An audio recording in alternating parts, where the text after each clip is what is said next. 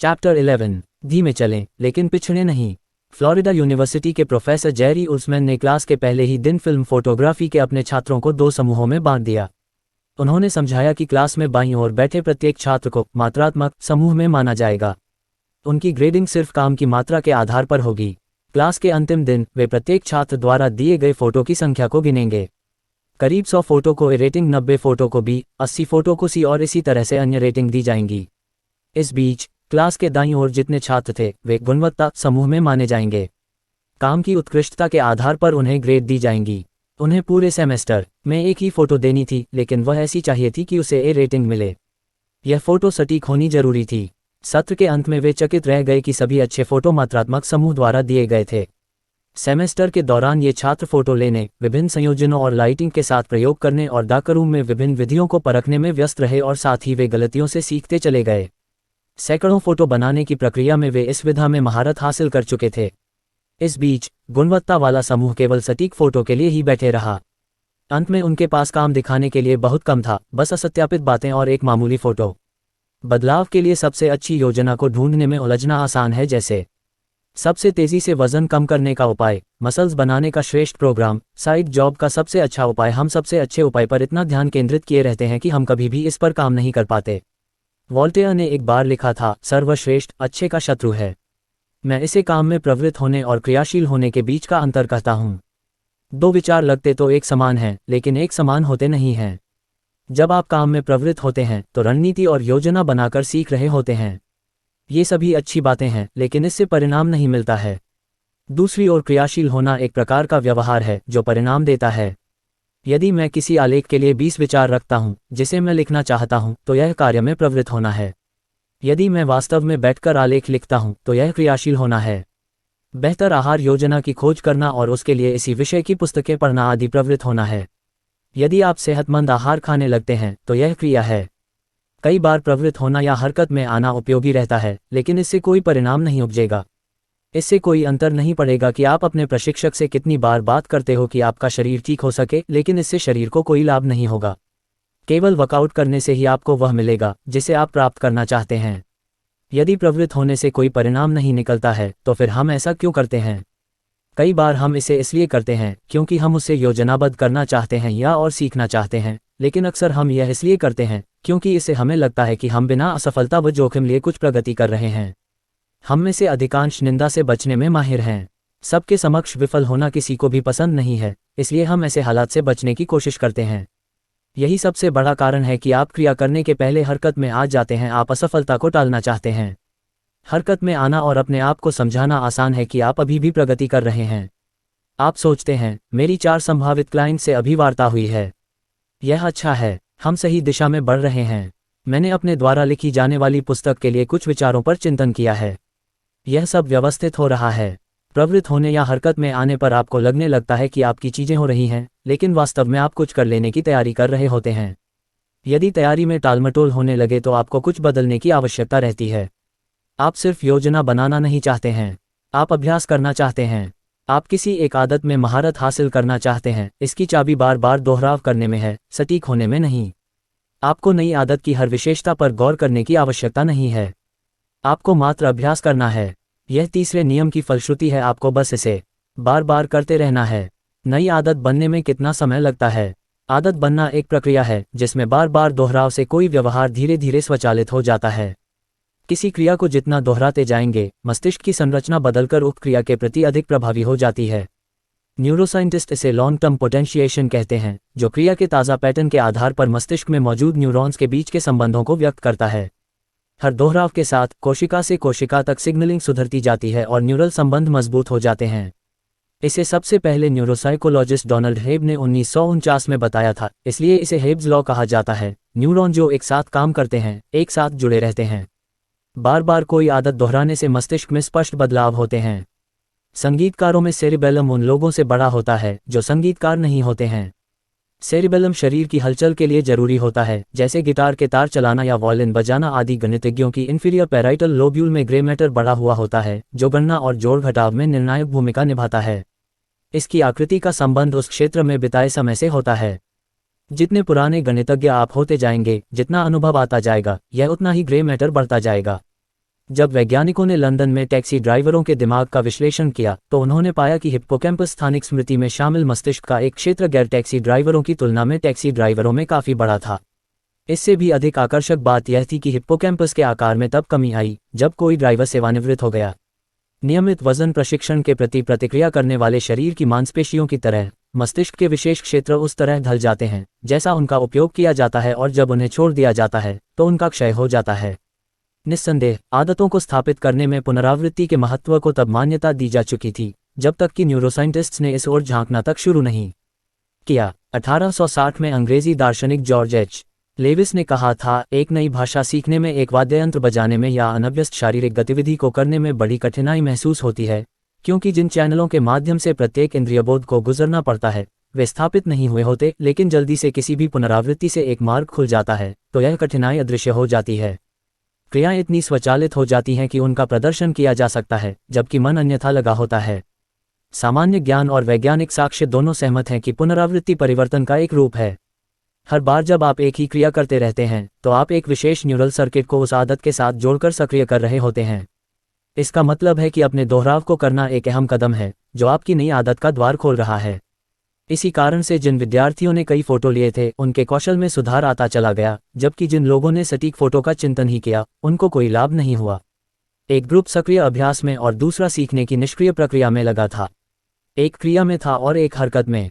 सभी आदतों में सहज व्यवहार से स्वचालित व्यवहार तक एक समान प्रक्षेप पथ होता है। इस प्रक्रिया को स्वचालितता कहा जाता है। स्वचालितता प्रत्येक चरण के बारे में सोचे बिना एक व्यवहार करने की क्षमता है। यह तब होती है जब अचेतन मन अपने को संभाल लेता है।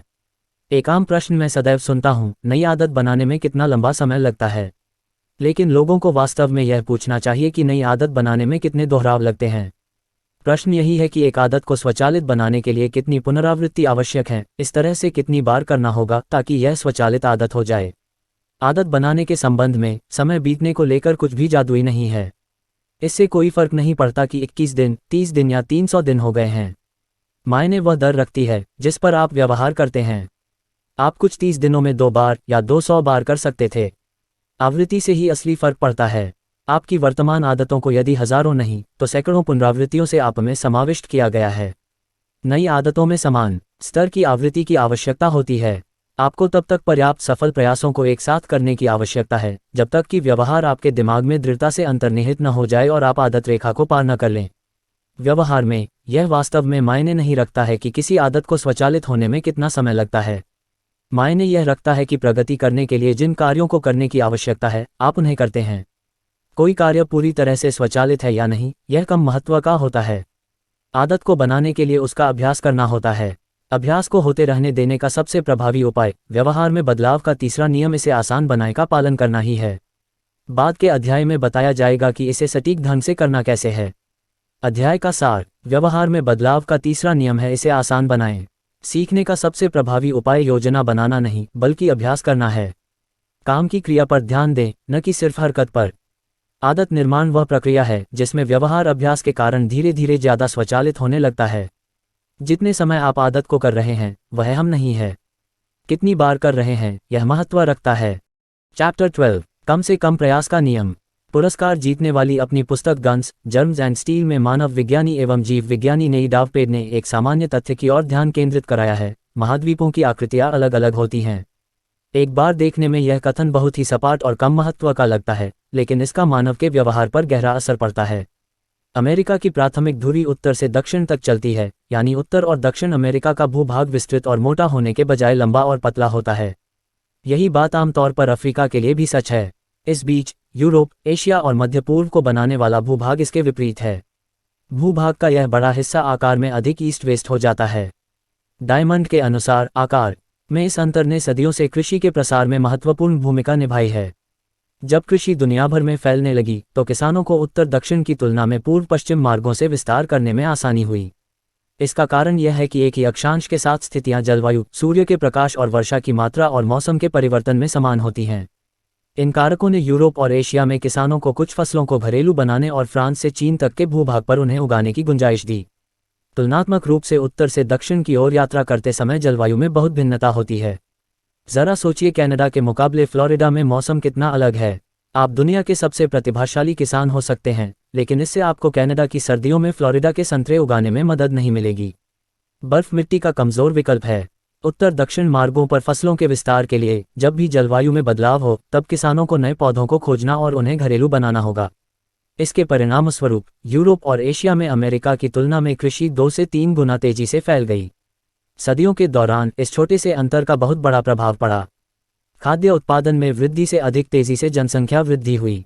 अधिक लोगों के साथ ये संस्कृतियां सुदृढ़ सेनाओं का निर्माण करने में सक्षम थीं और नई प्रौद्योगिकियों को विकसित करने के लिए बेहतर रूप से सुसज्जित थीं।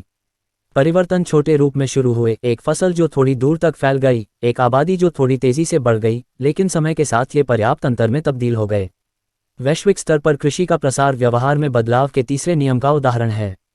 पारंपरिक ज्ञान यह मानता है कि अभिप्रेरणा आदत बदलने की कुंजी है। शायद अगर आप वास्तव में कुछ चाहते हैं तो आप वास्तव में ऐसा करते हैं, लेकिन सच्चाई यह है कि हमारी वास्तविक प्रेरणा आलसी होती है और वह करती है जो सुविधाजनक होता है।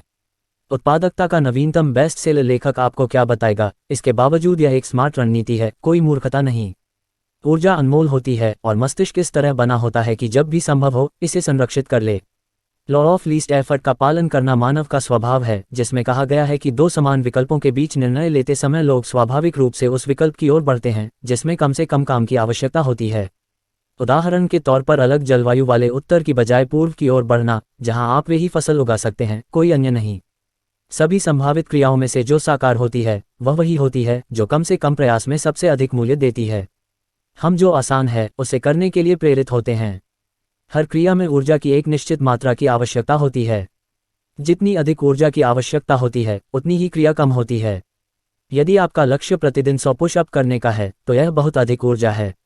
शुरुआत में जब आप प्रेरित और उत्साहित होते हैं तो आप आरंभ करने की ताकत जुटा सकते हैं, लेकिन कुछ दिनों के बाद इस तरह के बड़े प्रयास से थकावट महसूस होती है।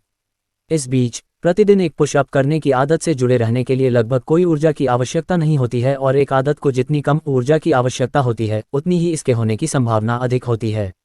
ऐसे किसी भी व्यवहार को देखें जो आपके जीवन में बहुत कुछ भर देता है और आप देखेंगे कि यह बहुत ही निचले स्तर की प्रेरणा के साथ किया जा सकता है। फोन पर स्क्रॉल करना, ईमेल की जांच करना और टेलीविज़न देखना जैसी आदतें हमारे समय का बड़ा हिस्सा छीन लेती हैं, क्योंकि उन्हें लगभग प्रयास के बिना ही किया जा सकता है। वे उल्लेखनीय रूप से सुविधाजनक हैं। एक मायने में हर आदत उसमें सिर्फ एक बाधा है जो आप वास्तव में करना चाहते हैं। परहेज फिट होने में एक बाधा है। ध्यान शांति महसूस करने में एक बाधा है। जर्नलिंग स्पष्ट रूप से सोचने में एक बाधा है। आप वास्तव में आदत नहीं चाहते हैं, आप वास्तव में वह परिणाम चाहते हैं जो आदतें प्रदान करती हैं। अधिक से अधिक बाधा यानी उतनी ही अधिक कठिन आदत जो आपके और आपके इच्छित अंत के बीच उतने ही अधिक टकराव को प्रदर्शित करती है। यही कारण है कि आपकी आदतों को इतना आसान बनाना महत्वपूर्ण है कि आप उन्हें तब भी करें जब आप ऐसा महसूस भी नहीं करें। यदि आप अपनी अच्छी आदतों को अधिक सुविधाजनक बना सकते हैं तो आपके द्वारा उनका अनुसरण करने की अधिक संभावना होगी। लेकिन उन क्षणों के बारे में क्या जब हम विपरीत कर रहे होते हैं? यदि हम सभी इतने आलसी हैं तो आप लोगों द्वारा पूरी की जाने वाली कठिन चीज़ों की व्याख्या कैसे करेंगे, जैसे कि बच्चे का पालन पोषण करना या कोई व्यवसाय शुरू करना या माउंट एवरेस्ट पर चढ़ना? निश्चित रूप से आप में बहुत कड़े परिश्रम की क्षमता होती है। समस्या यह है कि कुछ दिन तो आप कठोर परिश्रम की सोचते हैं और कुछ दिन में उसे छोड़ देते हैं। निर्णायक दिनों में जहां तक संभव हो अधिक से अधिक चीज़ों को आपके पक्ष में मोड़ना महत्वपूर्ण है, ताकि आप जीवन में मिल रही चुनौतियों को पार कर सकें। जितना अवरोध कम अनुभव करेंगे उतना ही खुद को मजबूत करके उभरना आसान रहेगा। इसे आसान बनाने के पीछे विचार चीज़ों को सिर्फ आसान बनाना नहीं है, बल्कि उन क्षणों में चीज़ों को करना जहां तक संभव हो आसान बनाना है जो लंबी अवधि में लाभ दें। कम प्रयास से अधिक कैसे प्राप्त करें? सोचिए आप बगीचे में बीच से मुड़े पानी का पाइप लेकर खड़े हैं। इसमें से कुछ पानी बह सकता है, अधिक नहीं। यदि आपको पाइप में पानी की मात्रा को बढ़ाना है तो आपके पास 2 विकल्प हैं। पहला विकल्प यह है कि वाल्व पूरा खोल दें और अधिक पानी आने दें। दूसरा विकल्प यह है कि पाइप में जो मोड़ है उसे हटा दें और पानी को सामान्य तरह से बहने दें। एक कठिन आदत के साथ जुड़े रहने के लिए अपनी प्रेरणा को पंप करने की कोशिश करना मुड़े पाइप के माध्यम से पानी को प्रवाहित करने की कोशिश करने जैसा है। आप इसे कर सकते हैं, लेकिन इसके लिए बहुत प्रयास की आवश्यकता होती है और इससे आपके जीवन में तनाव बढ़ता है। इस बीच अपनी आदतों को सरल और आसान बनाना पाइप में मोड़ को हटाने जैसा है। अपने जीवन में अवरोध से उबरने की कोशिश करने की बजाय आप इसे कम करते हैं। अपनी आदतों से जुड़े अवरोध को कम करने के सबसे प्रभावी तरीकों में से एक वातावरण को डिज़ाइन करने का अभ्यास है। अध्याय 6 में हमने संकेतों को अधिक स्पष्ट बनाने के लिए एक विधि के रूप में वातावरण डिज़ाइन करने पर चर्चा की थी, लेकिन आप कार्यों को आसान बनाने के लिए अपने वातावरण को भी अनुकूल बना सकते हैं। उदाहरण के लिए, एक नई आदत का अभ्यास करने का निर्णय लेते समय ऐसी जगह चुनना सबसे अच्छा होता है जो पहले से ही आपकी दिनचर्या का मार्ग है। आदतें बनाना तब आसान होता है जब वे आपके जीवन के प्रवाह में फिट होती हैं। यदि जिम आपके काम पर जाने के रास्ते में है तो आपके जिम जाने की अधिक संभावना है, क्योंकि आपकी जीवनशैली में बहुत अधिक अवरोध नहीं होता है। तुलनात्मक रूप से यदि जिम आपके सामान्य रास्ते से दूर है, यहाँ तक कि कुछ ब्लॉक दूर, तो अब आप वहाँ पहुँचने के लिए अपने रास्ते से हट रहे होते हैं। शायद और भी ज़्यादा प्रभावी आपके घर या कार्यालय के भीतर अवरोध को कम करना होता है। बहुत बार हम उच्च अवरोध वाले वातावरण में आदतों को शुरू करने की कोशिश करते हैं।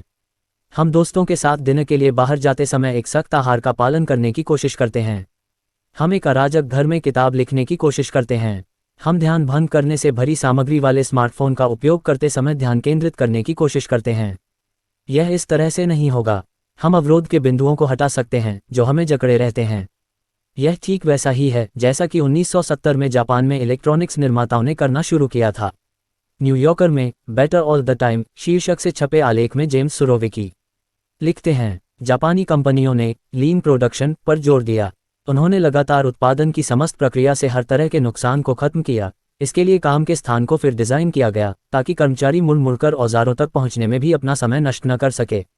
इसके फलस्वरूप जापानी कारखानों में क्षमता बढ़ गई और जापानी उत्पाद अमेरिकी उत्पादों के मुकाबले ज़्यादा बेहतर माने गए। 1974 में अमेरिका में बने कलर टेलीविज़न के लिए सर्विस कॉल्स जापान में बने टेलीविज़न के मुकाबले 5 गुना ज़्यादा होते थे। 1979 तक आते आते अमेरिकी कर्मचारी अपने सेट्स को असेंबल करने में 3 गुना समय लेते थे। मैं इस रणनीति को कुछ घटाकर कुछ प्राप्त करना कहूँगा। जापानी कंपनियों ने निर्माण प्रक्रिया में हर बिंदु पर आने वाले अवरोधों को देखकर उनको हटाया। जैसे ही उन्होंने समय नष्ट करने वाले अवरोध को कम किया, उनके ग्राहक और राजस्व दोनों ही बढ़ गए। इसी प्रकार से जब हम अवरोध के बिंदुओं को हटा देंगे तो हमारा समय और ऊर्जा दोनों बचेंगे और कम कोशिश में हम अधिक हासिल कर सकेंगे। यही कारण है कि साफ रहने से हमारे मन को अच्छा लगता है। हम एक साथ आगे बढ़ रहे होते हैं तथा उस संज्ञानात्मक भार को कम कर रहे होते हैं जो वातावरण हम पर डालता है। यदि आप आदत बनाने वाले अधिकांश उत्पादों की ओर देखें तो पता लगेगा कि उत्पाद और सेवाएं आपके जीवन से अवरोधों को कुछ हद तक हटाते हैं। खाने की डिलीवरी की सेवा से किराना खरीदने की मशक्कत नहीं रहती। डेटिंग ऐप से सामाजिक परिचय की मोहताजी नहीं रहती। राइड शेयरिंग सेवा से पूरे शहर में घूमने की परेशानी नहीं रहती है। टेक्स्ट मैसेज भर से मेल पर पत्र भेजने से मुक्त हो जाते हैं। जैसे जापानी टीवी निर्माताओं ने अपने काम करने के स्थान को फिर से बनाया ताकि नुकसान नहीं हो, वैसे ही सफल कंपनियों अपने प्रोडक्ट डिज़ाइन कर उन्हें यंत्रवत बनाती हैं, जितना संभव हो सके कई पड़ावों को हटा देती हैं या फिर उन्हें सरल बना देती हैं। सफल कंपनियां हर स्तर पर अवरोधों को कम करती हैं, जैसे फॉर्म भरने की प्रक्रिया और अकाउंट बनाने की प्रक्रिया। वे अपने उत्पादों के साथ आसानी से समझ में आने वाले निर्देश देती हैं तथा उपभोक्ताओं से कम विकल्प पूछती हैं। जब सबसे पहले आवाज़ से सक्रिय होने वाले स्पीकर बाजार में आए थे, यानी गूगल होम, अमेजॉन इको और एप्पल होमपॉड जैसे उत्पाद, तो मैंने एक मित्र से पूछा था कि वह उस उत्पाद के बारे में क्या पसंद करता है जिसे उन्होंने खरीदा था। उन्होंने कहा कि फ़ोन को निकालने, म्यूज़िक ऐप खोलने और प्लेलिस्ट चुनने के बजाय प्ले कंट्री म्यूज़िक कहना आसान लगता है। बेशक, कुछ साल पहले स्टोर तक ड्राइविंग करने और सीडी खरीदने की तुलना में आपकी जेब में संगीत तक असीमित पहुंच होना उल्लेखनीय रूप से अवरोध रहित व्यवहार था। कोई भी व्यवसाय उसी परिणाम को ज़्यादा आसान तरीके से देने की अनंत खोज है। इस तरह की रणनीतियों का सरकारों द्वारा प्रभावी ढंग से इस्तेमाल किया गया है। जब ब्रिटिश सरकार कर संग्रह दरों में वृद्धि करना चाहती थी तो उन्होंने नागरिकों को एक वेब पेज पर भेजने से रोक दिया जहां कर फॉर्म को डाउनलोड किया जा सकता था। इसकी बजाय नागरिकों को सीधे फॉर्म से लिंक कर दिया गया। इस प्रक्रिया में एक कदम कम करने से प्रतिक्रिया की दर 19.2% से बढ़कर 23.4% हो गई। ब्रिटेन जैसे देश के लिए ये प्रतिशत अंक राजस्व में करोड़ों का प्रतिनिधित्व करते हैं। केंद्रीय विचार एक ऐसा वातावरण बनाना है जहां सही काम करना जितना संभव हो उतना आसान हो सके। बेहतर आदतों के निर्माण की अधिकांश लड़ाई हमारी अच्छी आदतों से जुड़े अवरोध को कम करने और बुरी आदतों से जुड़े अवरोध को बढ़ाने के तरीकों को खोजने पर आधारित होती है। वातावरण को भविष्य में उपयोग के लिए सुरक्षित करें। ओस्वाल्ड निकोल्स मिसिसिपी के नाचेस के आईटी डेवलपर हैं। वे ऐसे शख्स हैं जो आगे की कार्रवाई के लिए वातावरण का इस्तेमाल करने की शक्ति को समझते हैं। निकोल्स ने अपनी सफाई की आदतों में एक रणनीति को समाविष्ट किया जिसे उन्होंने कमरे को रीसेट करना कहा। उदाहरण के लिए, जब वे टीवी देखना समाप्त करते हैं तो वे रिमोट को फिर टीवी स्टैंड पर रख देते हैं, सोफे पर तकिए को व्यवस्थित करते हैं और कंबल की तह करते हैं। जब वे अपनी कार छोड़ते हैं तो उसमें पड़े किसी भी कूड़े को फेंक देते हैं। जब वे शावर लेते हैं तो उस समय टॉयलेट को समय साफ करते हैं। जब शावर गर्म हो रहा होता है, वे लिखते हैं। जब आप शावर में स्नान करते हैं तो उससे पहले टॉयलेट को साफ करना इस काम का सटीक समय होता है। प्रत्येक कमरे को रीसेट करने का उद्देश्य केवल पिछली कार्रवाई के बाद सफाई करना नहीं है, बल्कि इसे अगली कार्रवाई के लिए तैयार करना है। निकोल्स लिखते हैं, जब मैं कमरे में जाता हूं तो हर वस्तु अपने स्थान पर रखी मिलती है, क्योंकि मैं हर दिन हर कमरे में ऐसा करता हूं। इससे सामान भी सलामत रहता है। लोग सोचते हैं कि मैं परिश्रमी हूं, लेकिन वास्तव में मैं आलसी हूं। मैं अति सक्रिय आलसी हूं, क्योंकि ऐसा कर लेने से आपको आगे बहुत समय मिलता है। जब भी आप अपने इच्छित उद्देश्य के लिए एक स्थान को व्यवस्थित करते हैं तो आप इसे अगली कार्रवाई को आसान बनाने के लिए इस्तेमाल कर रहे होते हैं। मिसाल के तौर पर मेरी पत्नी ग्रीटिंग कार्ड्स का एक बक्सा रखती है जो जन्मदिन, सहानुभूति, शादी, ग्रेजुएशन आदि मौकों के हिसाब से वर्गीकृत होते हैं। जब भी आवश्यक होता है वह एक उपयुक्त कार्ड निकालती है और उसे भेज देती है। वह कार्ड भेजना याद रखने के मामले में अविश्वसनीय रूप से अच्छी है, क्योंकि उसने ऐसा करने का अवरोध कम कर दिया है। सालों तक मैं इसके विपरीत था। किसी के यहाँ बच्चे का जन्म होता और मैं सोचता कि मुझे कार्ड भेजना चाहिए, लेकिन फिर सप्ताह बीत जाते और जब तक मुझे स्टोर पर जाकर कार्ड लेने की याद आती तब तक बहुत देर हो चुकी होती थी। वह आदत आसान नहीं थी। अपना वातावरण ठीक करने के कई तरीके होते हैं ताकि उसका तत्काल उपयोग किया जा सके। यदि आप सेहतमंद नाश्ता बनाना चाहते हैं तो कढ़ाई चूल्हे पर चढ़ाएं, कुकिंग स्प्रे को काउंटर पर सेट करके रखें और कोई भी ऐसी प्लेटें और बर्तन लें जिसकी ज़रूरत आपको एक रात पहले पड़ेगी। जब आप उठेंगे तो नाश्ता तैयार करने में आसानी होगी। अधिक ड्राइंग करनी है। अपनी पेंसिलें, पेन, नोटबुक्स और ड्राइंग टूल्स को अपनी डेस्क पर इस प्रकार रखिए कि पहुंच में रह सकें। व्यायाम करना चाहते हैं? वर्कआउट के कपड़े, जूते, जिम बैग और पानी की बोतल पहले से रख लीजिए। डाइट सुधारना चाहते हैं? बहुत से फल, सब्जियां सप्ताह के अंत में ही काट कर रख लें, उन्हें एक बर्तन में रख लीजिए ताकि आप आसानी से सेहतमंद रह सकें और पूरे सप्ताह आपको तैयार सामग्री के विकल्प मिल सके। ये सरल तरीके हैं जिनसे अच्छी आदत को न्यूनतम प्रतिरोध का मार्ग बनाया जा सकता है। आप इस सिद्धांत को उल्टा भी कर सकते हैं और बुरे व्यवहारों को कठिन बनाने के लिए वातावरण का इस्तेमाल कर सकते हैं। उदाहरण के लिए, यदि आप बहुत अधिक टीवी देख रहे हैं तो प्रत्येक उपयोग के बाद इसे अनप्लग कर दें। प्लग वापस सिर्फ तभी लगाएं जब आप उस शो का नाम जोर से बोल सकें जो आप देखना चाहते हैं। यह सेटअप व्यर्थ टीवी देखने से आपको रोकने के लिए पर्याप्त अवरोध बनाता है। यदि यह तरीका काम नहीं करता है तो आप इसे एक कदम और आगे ले जा सकते हैं। टेलीविज़न को अनप्लग करें और प्रत्येक उपयोग के बाद बैटरी को रिमोट से बाहर निकालें, क्योंकि इसे वापस चालू करने में अतिरिक्त 10 सेकंड लगते हैं। और यदि आप वास्तव में पक्के हैं तो टेलीविज़न को प्रत्येक उपयोग के बाद लिविंग रूम से बाहर कोठरी में स्थानांतरित कर दें। आप यह सुनिश्चित कर सकते हैं कि आप इसे तभी निकालेंगे जब आप वास्तव में कुछ देखना चाहते हैं। जितना ज़्यादा अवरोध होगा, आदत की संभावना उतनी ही कम होगी। जब भी संभव होता है मैं अपना फ़ोन दोपहर के भोजन तक एक अलग कमरे में छोड़ देता हूँ। जब यह मेरे बगल में दाएं ओर होता है तो मैं बिना किसी कारण पूरी सुबह इसे देखता रहता हूँ, लेकिन जब यह दूसरे कमरे में होता है तो मैं शायद ही कभी इसके बारे में सोचता हूँ। इसमें अवरोध इतना अधिक होता है कि मैं इसे बिना किसी कारण के लेने नहीं जा सकता। नतीजतन मुझे हर सुबह 3 से 4 घंटे मिलते हैं जब मैं बिना किसी रुकावट के काम कर सकता हूँ। यदि दूसरे कमरे में फ़ोन रखना पर्याप्त नहीं लगता तो किसी मित्र या परिवार के सदस्य को कुछ घंटों के लिए आपसे इसे छिपाने को कहें। किसी सहकर्मी से कहें कि वह सुबह फ़ोन उसकी मेज पर रखे और दोपहर के भोजन पर आपको वापस कर दे। यह उल्लेखनीय है कि अवांछित व्यवहार को रोकने के लिए कितना कम अवरोध आवश्यक होता है। जब मैं फ्रिज के पिछले हिस्से में बियर छिपाता हूँ जहाँ मैं नहीं देख सकता तो मैं कम पीता हूँ। जब मैं अपने फ़ोन से सोशल मीडिया ऐप हटाता हूँ तो उन्हें फिर डाउनलोड करने और लॉग इन करने से पहले कुछ हफ्ते बीत सकते हैं। इंट्रिग से पक्की लत पर अंकुश लगने की संभावना नहीं है, लेकिन हम में से कई लोगों के लिए यह थोड़ा सा अवरोध एक अच्छी आदत के साथ जुड़े रहने या एक बुरी आदत में फिसलने का अंतर हो सकता है। ऐसे दर्जनों परिवर्तन करने, अच्छे व्यवहार को आसान बनाने और बुरे व्यवहार को कठिन बनाने के लिए डिज़ाइन किए गए वातावरण में रहने के संचयी प्रभाव की कल्पना करें। चाहे हम एक व्यक्ति, एक अभिभावक, एक प्रशिक्षक या एक लीडर के रूप में व्यवहार में बदलाव ला रहे हों, लेकिन हमें खुद से एक ही सवाल पूछना चाहिए: हम एक ऐसी दुनिया को कैसे डिज़ाइन कर सकते हैं जहां सही करना आसान हो? अपने जीवन को नया स्वरूप दें ताकि जो कार्य सबसे अधिक मायने रखते हैं वे ऐसे कार्य हों जिन्हें करना सबसे ज़्यादा आसान हो। अध्याय का सार: मनुष्य का व्यवहार लॉ ऑफ लीस्ट एफर्ट पर चलता है। हम स्वाभाविक रूप से उस विकल्प की ओर बढ़ते हैं जिसमें काम की कम मात्रा की ज़रूरत होती है। ऐसा माहौल बनाएं जहां सही चीज़ों को करना जितना संभव हो उतना आसान हो। अच्छी आदतों के अवरोधों को कम करें। जहां अवरोध कम होंगे, आदतें आसान होंगी। खराब आदतों के अवरोधों को बढ़ा दें। जब अवरोध ज़्यादा होंगे तो आदतें कठिन होंगी। भावी कामों को आसान करने के लिए अपना माहौल सुधार ले।